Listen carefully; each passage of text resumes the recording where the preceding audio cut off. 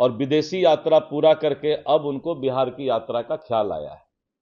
पहले तो पिछले महीने यात्रा पर निकलने वाले थे कि जिस तरह का घोटाला, जिस तरह का भ्रष्टाचार, जिस तरह का अपराध इनके दल के लोगों ने किया है, तो इनको माफी यात्रा पर निकलना चाहिए कि हम लोगों ने जो गलती किया है उसको बिहार की जनता माफ कर दे। प्रतिपक्ष के नेता जो हैं वो कोई यात्रा पर निकल रहे हैं, विदेश यात्रा से लौटे हैं, राहुल गांधी के संस्कार पर चल रहे हैं और विदेशी यात्रा पूरा करके अब उनको बिहार की यात्रा का ख्याल आया है। पहले तो पिछले महीने यात्रा पर निकलने वाले थे। इनको निकलना चाहिए यात्रा पर कि जो भ्रष्टाचार और जो पाप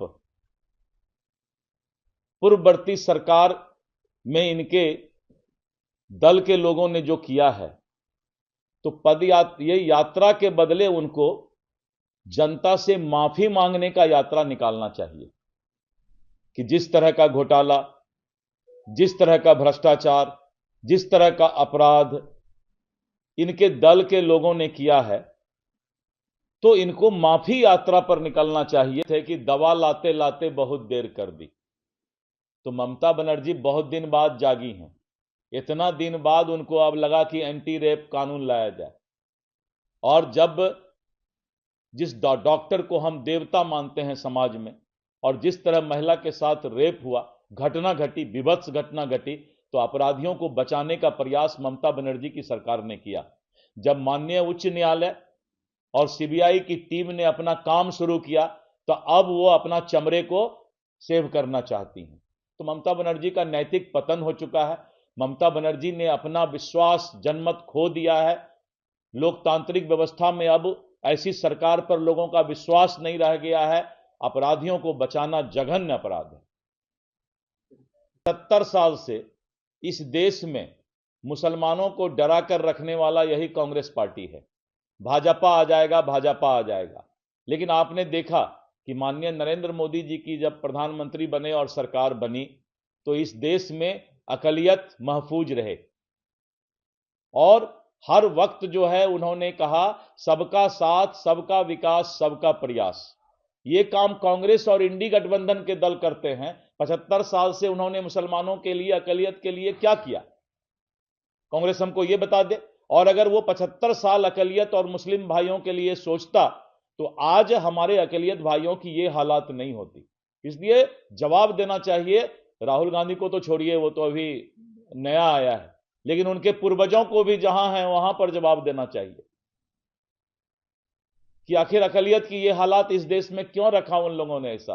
ये तो नरेंद्र मोदी जी आए, जब हम अनाज देते हैं तो सबको बराबर देते हैं, जब हम स्वास्थ्य की सुविधा देते हैं तो सभी को बराबर कर देते हैं। यानी नरेंद्र मोदी जी सबका साथ, सबका विकास चाहते हैं। देखिए, भारतीय जनता पार्टी पूरे दुनिया में सबसे बड़ा राजनीतिक दल, जिसके सबसे ज्यादा सदस्य हैं, करीब 18 करोड़ सदस्य हैं। शायद इतना जितना हमारा सदस्य है उतना बहुत सारे देश की आबादी भी नहीं है। राष्ट्रवादी विचारधारा के कार्यकर्ताओं की फौज है भारतीय जनता पार्टी। और इस देश में दो ही विचारधारा है, एक है राष्ट्रवाद की विचारधारा, और एक ऐसे लोग हैं जो देशद्रोहियों से, देश विरोधी ताकतों से मिलकर राजनीतिक दुकानदारी चलाना चाहते हैं। इस देश की चिंता जब भी कोई एक राजनीतिक दल करता है, भारत माता की जय की बात करता है, तो वो भारतीय जनता पार्टी ही करता है। इसलिए यह सदस्यता अभियान हमारा महापर्व है। कार्यकर्ताओं के ताकत है, हमारी कार्यकर्ता ही हमारी पूंजी है, और हम सदस्यता अभियान को महापर्व के रूप में मना रहे हैं।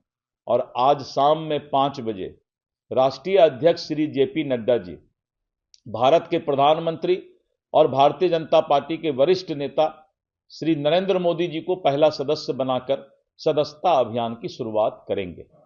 और उसके बाद पूरे देश और दुनिया में जो भारतवासी बाहर भी रहते हैं, सभी लोग मिस्ड कॉल के माध्यम से 880000 2024 2024 पर मिस्ड कॉल करेंगे और भाजपा का सदस्य बनेंगे।